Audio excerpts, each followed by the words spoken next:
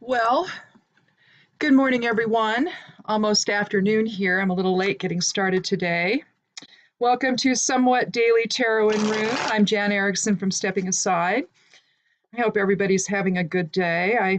They just took a lunch break from the Cohen testimony in Congress, and my husband and I set the alarm for 6:30 this morning because it started at 7 o'clock our time here on the West Coast, and so we've been up and watching, and I've been live tweeting the whole thing. So if you go onto my Twitter timeline, you can see that. But anyway, unless you're a Trump supporter, I wouldn't go on it at that point. Anyhow, I have all my little social media contacts in the notes section below the video. So if you want to follow me on Twitter, I'm otherwise known as Mistress Jan. Mistress with an underscore and then Jan. That's my Twitter handle. So I love Twitter. I don't know why. It's just fun. I was so happy when they expanded it to 280 characters. That was just awesome because I could never really get everything in in 144 character tweet. And then, I'd have to do all these extra ones. And now you can actually add to it as you're doing it, which is really cool. So you can create your own thread, which is so much nicer to do it the way they have it now. So they've made some improvements. They still don't do what they should do probably to suspend people, but they're doing more. So that's good. I just block people that are mean. I don't know. I don't think we need to be nasty to each other. But that's just me. Doesn't mean I don't say things to politicians and things like that, but I do. But one another, I don't know. I think the discourse can be really hurtful, and I don't like that. I said something to one guy, being a witch and all, this whole witch hunt business, I get that it's an expression, but if you look at the ideology of it, it's not a good one. And so to constantly repeat the chant, just sort of, I don't know. I realize probably most of us, we understand the bigger picture of this, but I don't know. I don't like it. And once in a while, I'll say something, And I said something to one guy, and I said, yeah, my 14th great grandmother was burned, and I said, so people get killed for this, and he says, yeah, he says, I don't even know you, and I want to kill you too. So, thanks. I blocked him. All I did was just say, I wish we could find another term. I didn't berate him or anything else. I just said, I wish we could find another term because, this is the truth of this. So it would be nice. And I get that. So, but that said, I love Twitter. It's just fun. And lately there have been puppy videos and goat videos, which are just awesome. So little baby goats. God, I think there's one I just retweeted. I think his name was Baby Colin. And this little guy, I used to have goats, and this little guy didn't walk. He jumped. He just jumped everywhere he went. It was just the most adorable thing ever. So even if only for goat videos, Twitter's awesome. So anyway, let's get started here while we still have it. I guess we have about an hour till they come back. So yesterday, I think we ended up, well, my husband finished snow blowing the driveway and got it all done. And then it proceeded to snow another, what I think he thinks maybe between 6 and 8 inches. Kind of my head out and looking up to the roof because he finished the roof yesterday. It looked like about 6 inches, but when he went out to go check on the chickens, he had to shovel his way, and he's saying, yeah, it might be closer to 8. That's what they were predicting. So it's very possible that's what it did. And I think it's starting to snow some now. But it looks like all of the big stuff is over, but it doesn't look like the temperatures are going to come up enough to melt any of it, not for the foreseeable future. I looked at the 10-day forecast and I don't think it's going anywhere for a while. And, it's going to have to go sometime though, because I've got to burn my field before we start irrigating in April. So I'm hoping that we'll be able to get started out there and get our pruning done and the rest of the gardens all. See, I never take my gardens apart at the end of the season because I leave all of it there for the little, animals and insects and everything for cover and for additional food as a food source in the wintertime. So I just leave that stuff there. And then in the spring, I come back and I do everything that a lot of people do in the fall. So I just don't do it. I think it just gives little homes and food opportunities for the critters that are out there. So I just don't. Sometimes I'll leave pumpkins around too for them to eat and just around the property. They like to do that too because you've got little voles and gophers and all kinds of things that are still running around during the wintertime out here, and I think it makes sense to do that. It's just something nice to do for them. Well, today being a Wednesday, it's a Mercury day, so good day for communication, which is what's happening right now. Lots of communication. So far, I don't think we've really learned anything that we didn't already know, but it's nice to be able to hear it, in a public forum like this, and that's under oath. So, for all that's worth anymore, though, I think people lie so much. I don't know. We'll see. But what does he have really to gain by it, by lying? It's not going to get him anywhere. But they all seem to be interested about the book deals, all the book deals, and whether or not Lanny Davis is involved in anything. Because, Lanny was connected to the Clintons. And of course, we always must bring everything back to the Clintons. Yeah.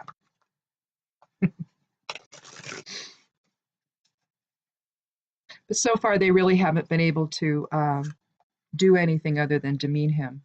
And the Democrats on the committee, they're just trying to ask some questions. And they're getting some answers. But again, I would have liked to have had maybe a little more, more details. But we've still got some time left in the day.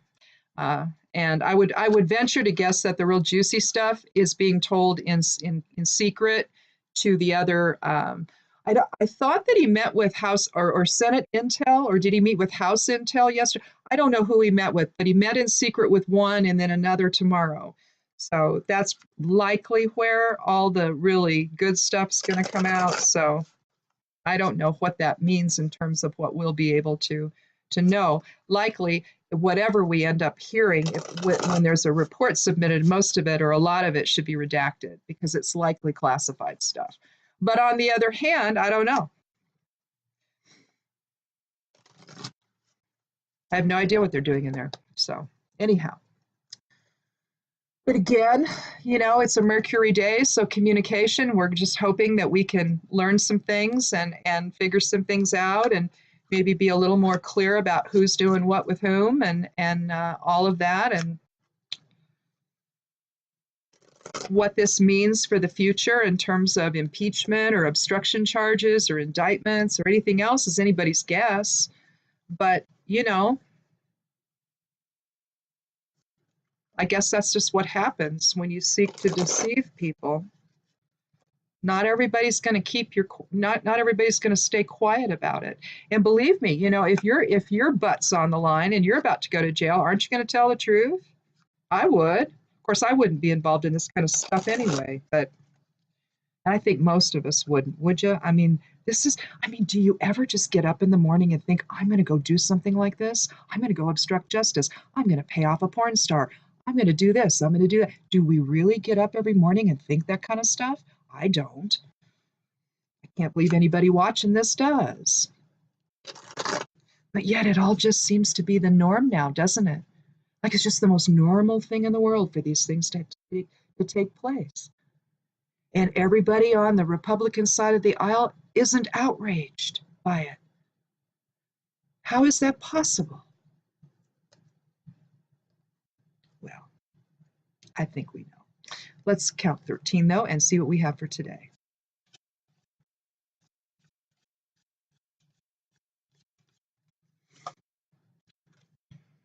Oh, we have the High Priestess. I love this card. I lost this card in the first rendition of this particular deck. This particular deck has this back to it. So if you order the Rider-Waite, and I think it's some kind of special edition. So that's the one you want to get. So it's going to be more money than the others. But I have various renditions of the Rider-Waite, and there's just something about the patina on this card, the type of colors that they use that I don't know. I just like it better than the others. I don't like the real shiny ones, like well, I think I've showed you this before. Well, that's the Morgan Greer, but here you have one. But you see how shiny it is? I don't know. This is a Rider-Waite. I don't think this is the universal weight, though. I don't think. I think this might be the universal weight. And you can see here's the same card. It was right on top. You see how it's different than this. And I like this better. I don't know why. But anyway, I lost it. I could not, for the love of God, I could not find it. And I had no idea where it went. And I found it down here on the floor in between something when I was looking for something the other day. And it turned out it wasn't just one card that I was missing. I was also missing the Five of Cups. But anyway, I found them. And so I now have two of these decks, which is great. I don't know. I like the size and I like the coloring on it. It's just I like it better. Anyhow, High Priestess is about balance of dark and light. She rests her foot on the moon, on a crescent moon. We see the two pillars again, representing duality and dark and light, spirit and form.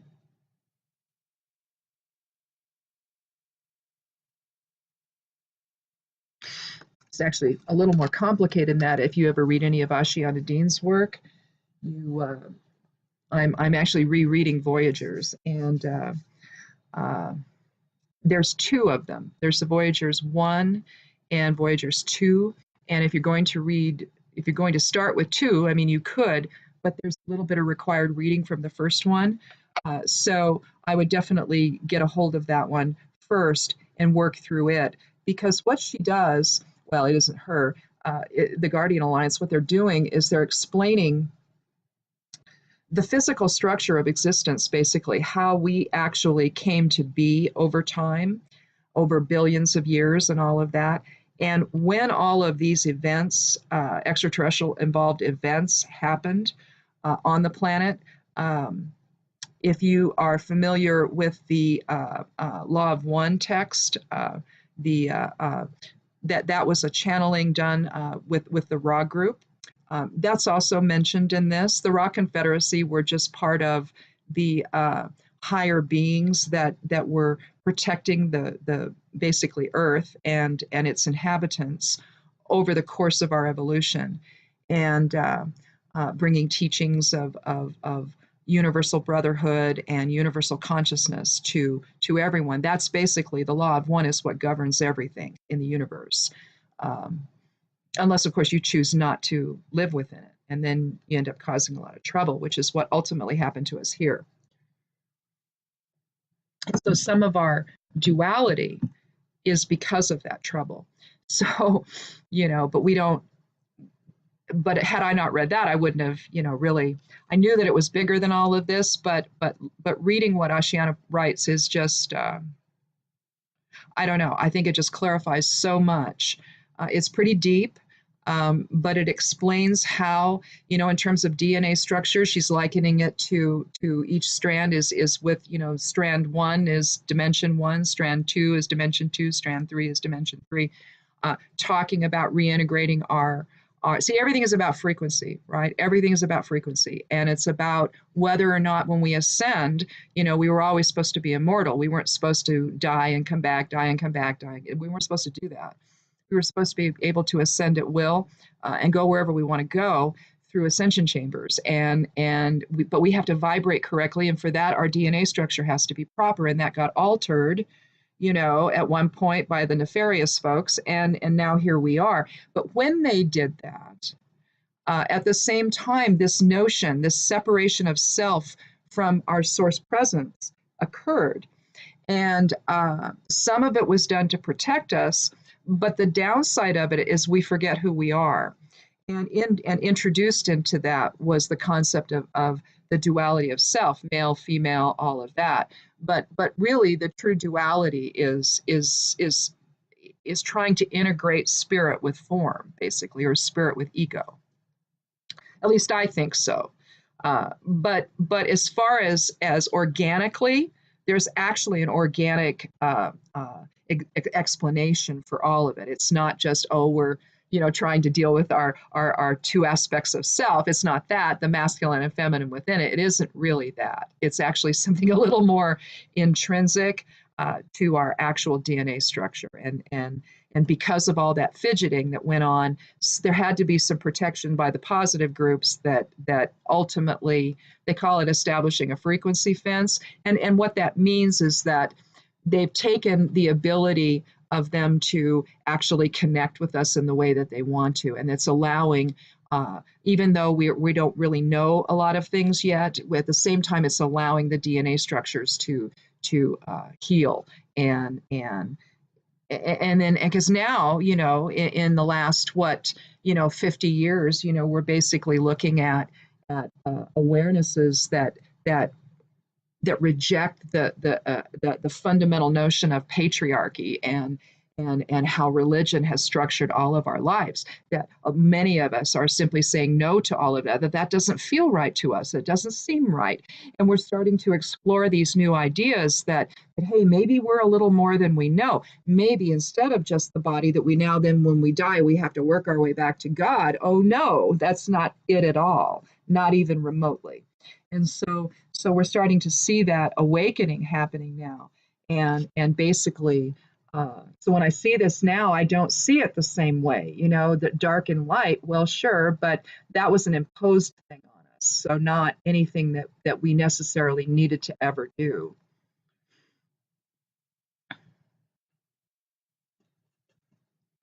But basically, with the high priestess, you're talking about intuition, and you're talking about how she, it's inspiration, it's intuition, it's depth, compassion, inner wisdom, gateway to initiation. It's the triple aspect of the goddess embodied in this woman. She's the feminine divine, known as the planetary trump of the moon.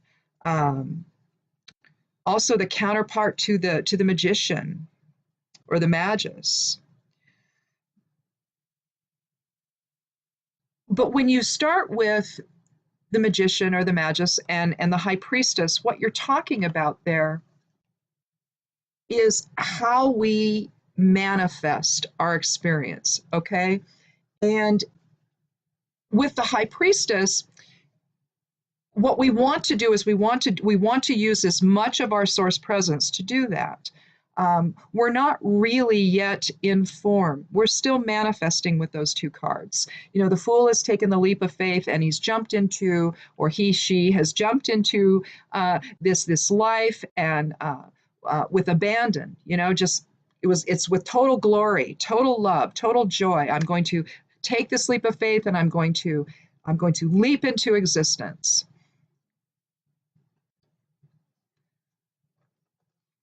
But when we come to the magician and the high priestess,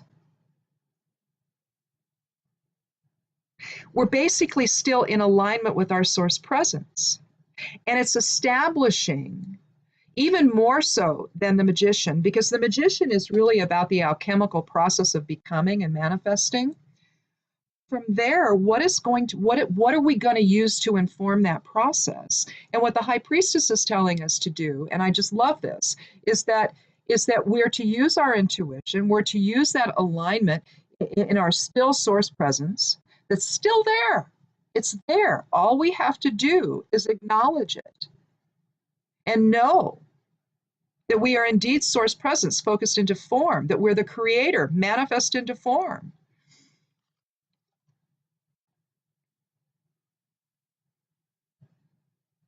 And if we only allow that to inform the process of life, then we have less conflict, we have less judgment, we have less difficulty, maybe, at least of an emotional or willful nature.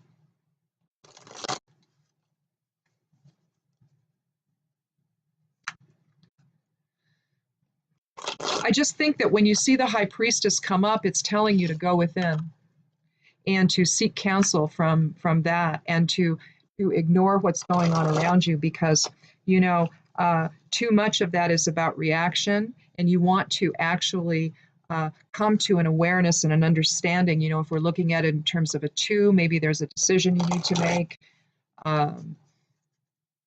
but ideally you want to do it in a balanced fashion, but with intuition probably influencing the most. We know what to do. We just overthink things, and then things get weird for us, right? And then suddenly we don't know what to do, because we've got all these options now floating around our head. But if we just would just go, okay, what do I want to do? And know it, Instead, we get hooked on the illusion of the world and we start reacting to it, see, instead of knowing what we know about it. Let's do another card.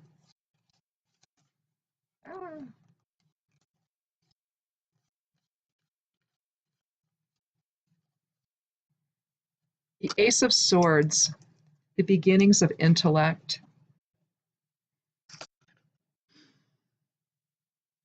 The hand reaches out from the clouds of illusion. Pure conscious thought manifesting. We see the crown up there. That's the crown of spirit. Spirit's informing. We're pointing to spirit. Keep the focus on spirit and let that inform our intellectual process. So in terms of a decision, we definitely want to, have spirit inform that process. When we see the aces, we're talking about the beginnings. It contains all of the energy of the particular suit. In this case, it's swords or the air element, and that's, of course, intellect. So this is about clarity. We see things as they are.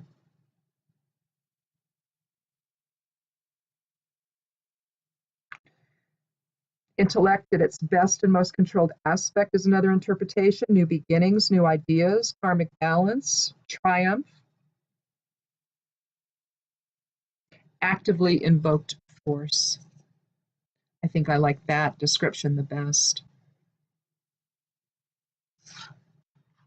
So whatever it is that we're embarking on today, these new ideas, these new perspectives, this new direction maybe, we want to do it in balance. We also want to do it from a spirit standpoint. But let's do another card, see if we can get maybe just a little more information about this.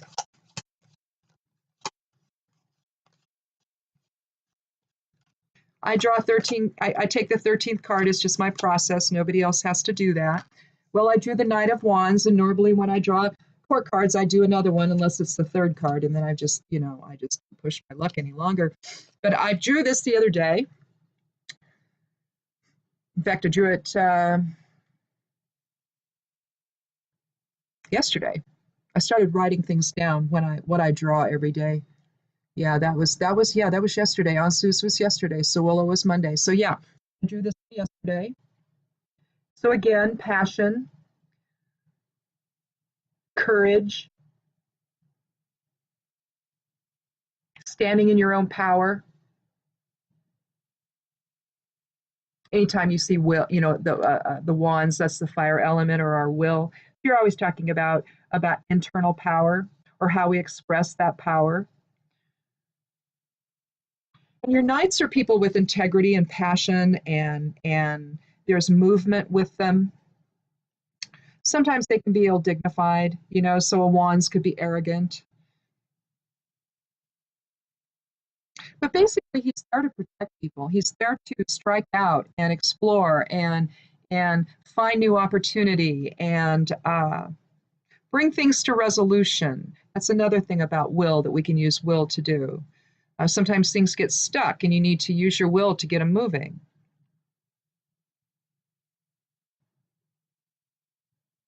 It almost looks like there's 3 pyramids in the background, doesn't it? Like they're off on crusade in Egypt.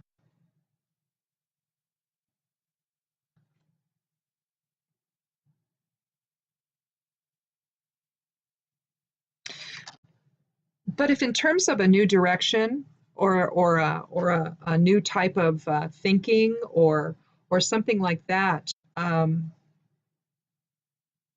Knight of Wands is no doubt present in order to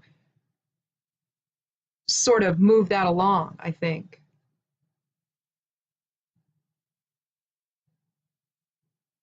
Sort of adds the invoking element to the whole thing. Let's draw a rune.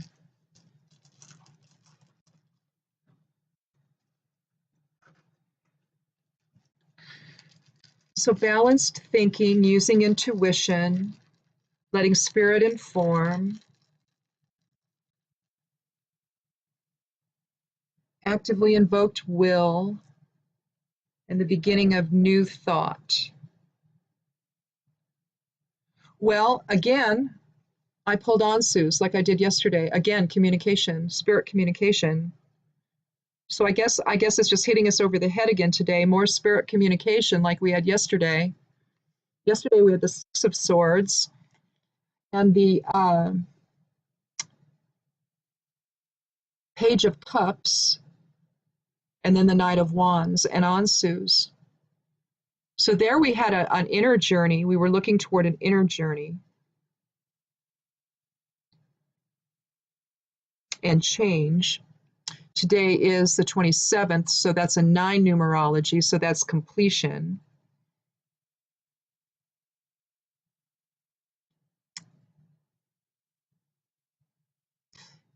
Ansus is the 4th. That's the 4th rune of the Elder Futhark, so that's structure numerologically and foundation. Gaia energy.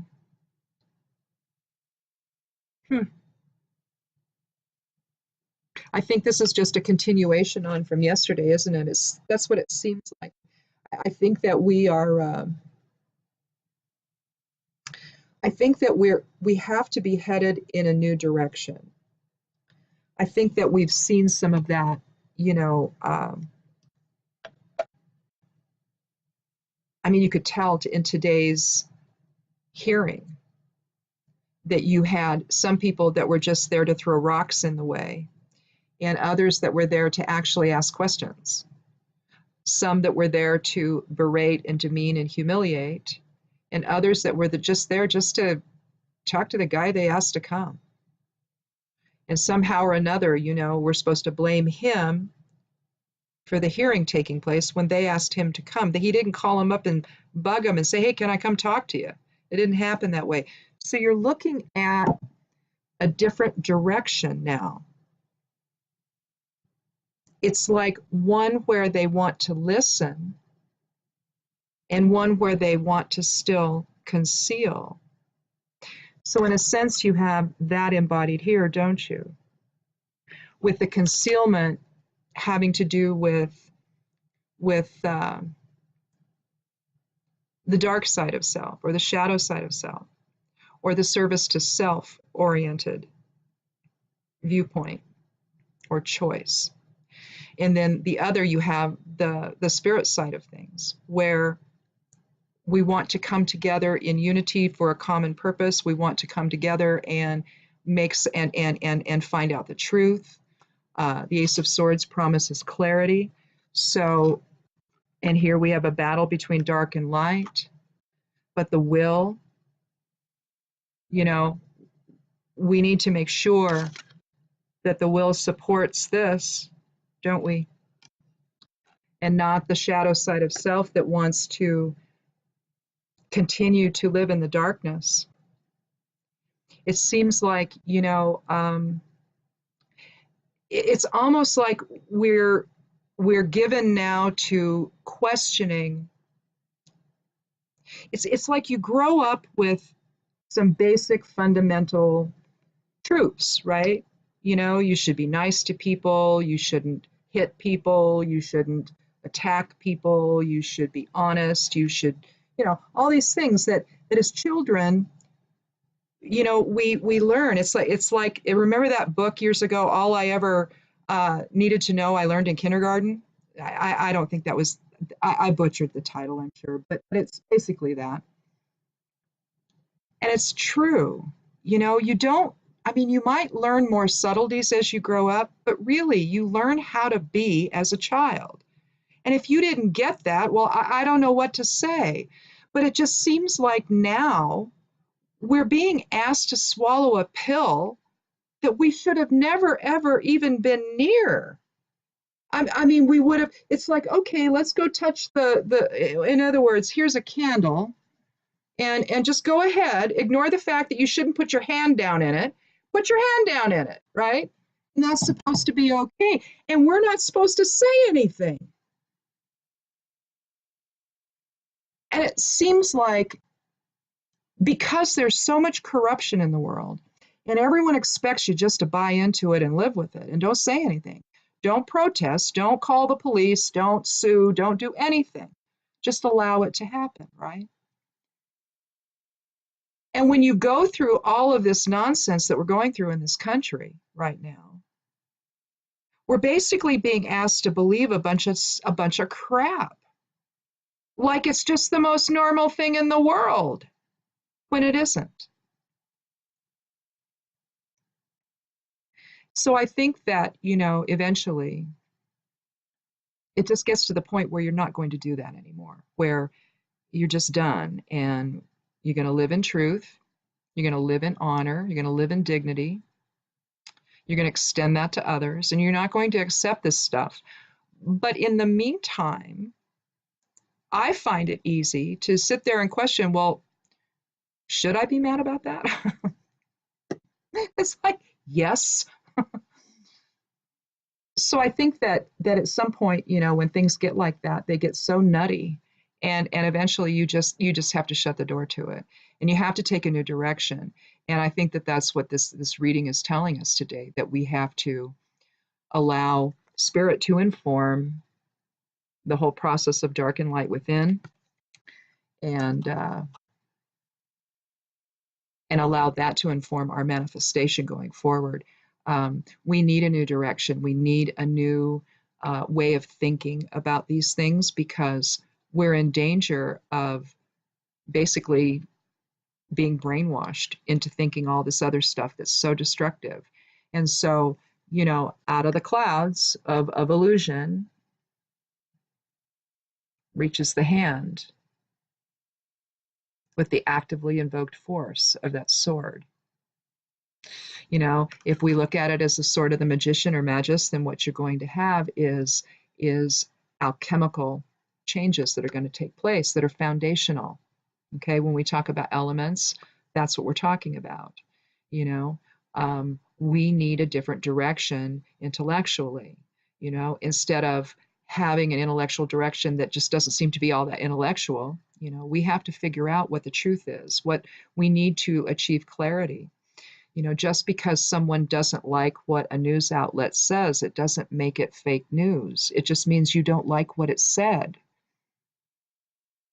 Don't don't take that extra leap into fake news. You don't know that. You just know that you don't like what was said and you disagree. Doesn't make you right, doesn't make you wrong. It could simply be a perspective that's being offered.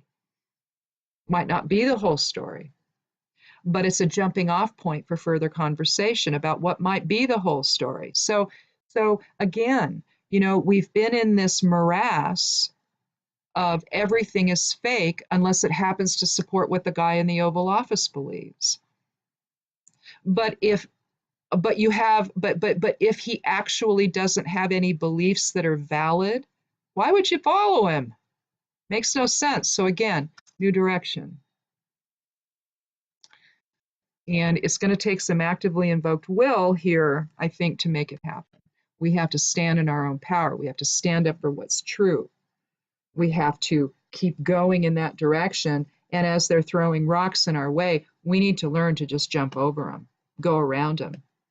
I mean, sometimes it's not even necessary to even talk to those people that want to sit and lie and obfuscate and all the things that they're doing. Just get through the moment and move on and keep pushing forward into clarity and something that makes more sense, you know. Um, I don't know. I just think that's the better way. And if you're looking at Ansus, which, as we talked about yesterday, that's Odin's rune. I mean, we're talking about, you know, um, we're talking about spirit communication. So it aligns well, you know, with our Wednesday, and it just reminds me of when Michelle Obama said, "When they go low, we go high." I want to go low. I do. That's why we have Twitter. But even there, I try to be a little bit careful, you know, and because it's true, the more you go low, the more you stay there, and the more that's what you're manifesting, instead of manifesting something that is based in truth. And that's isn't that really what we're all looking for?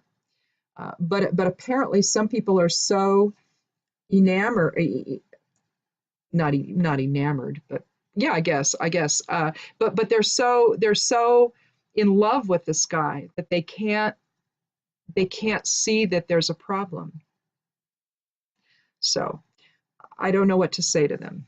I think the problem is obvious, but if you don't see it, you don't see it. You might see it a different way, and you can do that.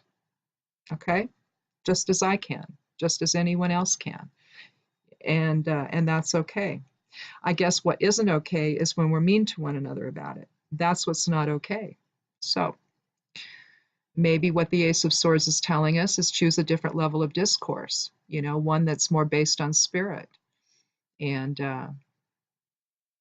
maybe if we did that, we might have an easier time of hearing one another, you know? And it isn't that you necessarily have to change your viewpoint, but at least you can try to understand what the other person's viewpoint is and not condemn them for it. So, and that goes both ways, okay? Whether you're a supporter of that guy or you're not. You know, at some point, we're all still human beings at the end of the day, right? And families have been blown apart by this whole thing, and friendships have been destroyed, and all kinds of bad things have happened. And going forward, maybe what this is telling us today, particularly the Ace of Swords, is that, you know, we've got to be in this together, no matter if we disagree or not. So, got to have a solution, got to have a way forward, got to figure it all out, got to know the truth. So, and I think that what's happening today in Washington, D.C., in that committee room, I think that's all they're trying to do. You know, for the 2 years before, the other folks had control of the committee and nobody knew anything, except there were a lot of things to know. People are being arrested, people are being convicted. So, got to know some things, right? We have to know them. You can't keep it away from us. So, I don't know. Hopefully that's what's happening today. This begins a new period in all of this, but time will tell. So if you are experiencing this in your own personal life, you know, this may be signaling another direction in your life to maybe think about things differently than you have in the past. Consider another idea. Consider another direction, another way forward, another option maybe, you know, when making a decision. Maybe step outside your comfort zone and kind of ignore what's going on around you and just listen to your inner guidance. And that's what the High Priestess is telling us. So whether this is about what's going on in our world here today or whether or not it's just happening in your personal life, I really think, especially with the Nine of Wands, is telling us that it's time to take, it's time to invoke our will and choose a new direction and see if we can't maybe come out a little better than what we have. Find the truth, see the clarity within and the clarity without as well. So, anyhow, well, I'm not sure when they're going to be back here. I'm not sure how long I've been. Well, I've been on for a little while, so I need to go and find my husband and see if he's outside shoveling again, and so I need to go make sure he's okay. Anyhow, I'll take a look at this again, and I'll before I post it, and we'll see, make sure it's okay. And let's see, today's Wednesday, so I'll be back tomorrow. Check out the blog. I am going to do the lunar transits. I didn't do them the last time for Sagittarius. They go into Capricorn, I think, today or tonight. Anyway, the moon moves into Capricorn. Anyhow, I'm going to go ahead and I'll do that one today. I just did not have time with the snow. And so I'll do that. So check that out on the blog at imsteppingaside.com. I also put I did put something up yesterday on the lunar ingresses. Is also is a table of when they are for March, also when Void of Course begins. So I did put that up at least, but I wasn't able to get to the other things. So anyhow, I will do that today for this next lunar period, and so check that out. And I guess that's it. So we'll see you tomorrow. Be good to yourself, be good to one another, and blessed be.